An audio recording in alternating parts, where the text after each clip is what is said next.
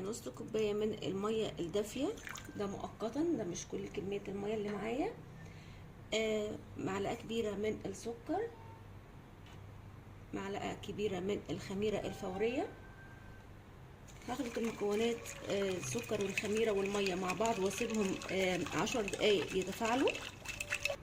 دلوقتي الخميره اتفاعلت معايا بالشكل اللي احنا شايفينه ده كده. هحط بقى معلقه كبيره من الحليب المكثف المحلى، بتدي لون وطعم حلو جدا، وممكن طبعا نستغنى عنها لو مش موجوده. حبايه من البيض،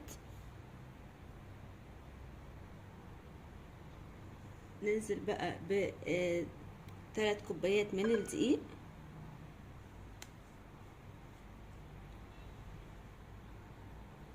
معلقه صغيره من البيكنج باودر، معلقه صغيره من الملح، معايا معلقه من الزبده مسيحاها بايديا. بقى هبتدي اخلط كل المكونات دي كويس جدا مع بعض. دلوقتي بقى هبتدي اضيف الميه شويه بشويه بالشكل اللي احنا شايفينه ده كده لحد ما العجينه تتكون معايا. مش عايزه احط الميه كلها مره واحده، لان كل نوع دقيق بياخد كميه ميه غير التاني. شويه كده تحت بس. هعجن بقى كويس جدا والم العجينه بتاعتي وافضل اعجن فيها شويه حلوين، ما يقولوش عن 7-8 دقايق اقل حاجه لحد ما العجينه تبقى ناعمه معايا. دلوقتي العجينه بقت جاهزه معايا، ناعمه وطريه بالشكل اللي احنا شايفينه ده كده. هسيبها بقى على جنب تتخمر.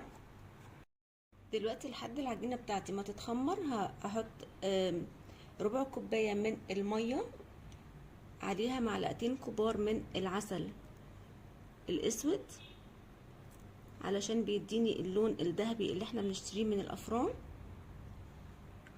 هقلب بقى العسل مع الميه كويس جدا لحد ما يختلطوا مع بعض.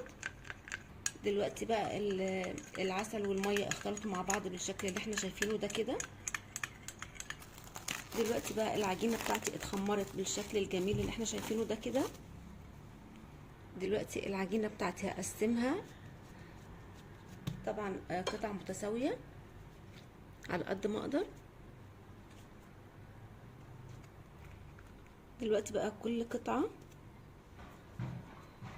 اكورها تكويره بسيطه كده. هعمل كل الكميه واسيبها على جنب. دلوقتي هاخد اول كوره انا عملتها معايا، هفردها رول بالشكل ده كده، لان هي اكتر واحده هتكون مرتاحه معايا ومتخمره نوعا ما، مش عايزاها تتخمر قوي لان انا لسه هسيبها بعد التشكيل تتخمر، ولكن انا كنت عايزاها مرتاحه. فانا هاخد اول واحده، اول كوره انا كورتها هشتغل فيها. بمشي كده من النص، بطلع لبره من النص، بطلع على الحراف.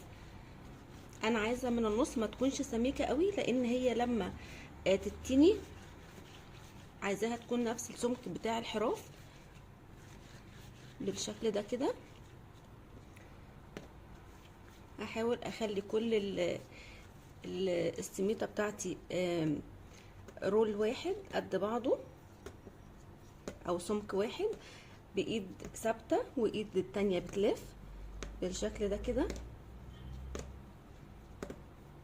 وفي الاخر همسكها بكده هتلاقيها بتلف معايا بكل سهوله اهو بالشكل ده كده. انا بحب الشكل ده جدا، ولكن ممكن احنا نروح جايين لفينها بالشكل ده كده وتبقى معانا دايره زي ما احنا حابين. انا هسيب دي كده، ولكن اللي هعملها دايره هخليها اطول من كده شويه عشان تديني الحجم الاكبر.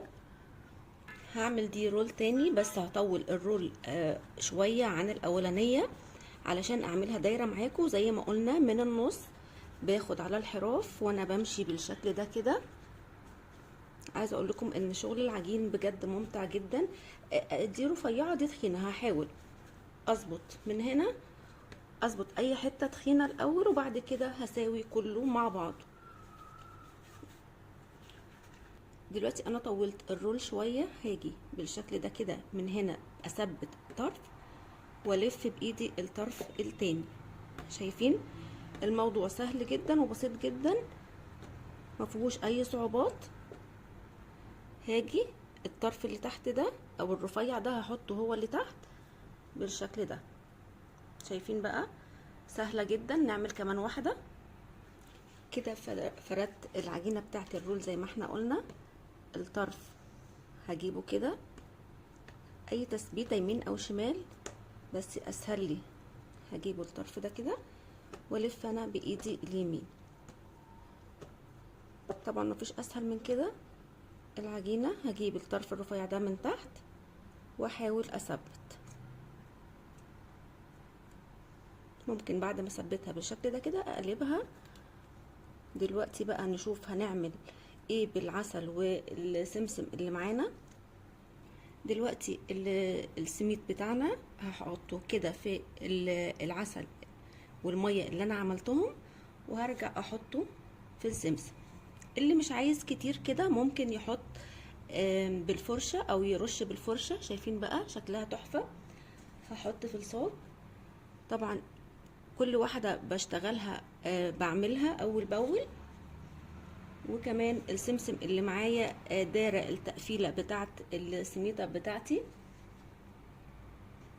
وكمان معايا الشكل اللي انا عملته في الاول هو كمان بغطسه. اللي حابب يعمل من الجهتين يعمل، بس انا حابه جهه واحده بس بالشكل ده. دلوقتي السميد بتاعي بعد ما اتخمر مره كمان هدخله الفرن درجه حراره 180 بالكتير قوي 200. السميد بتاعنا بعد ما طلع من الفرن هو لسه سخن رشيته بشويه من الميه وغطيته بفوطه كده. السميد بتاعنا بقى جاهز. وكمان ده اللي احنا ضفرناه بجد شكله وطعمه حلوين جدا.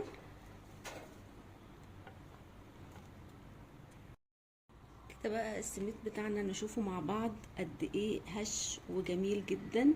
وصفة سهلة طعمها حلو جدا جنب كوباية شاي او شاي بلبن.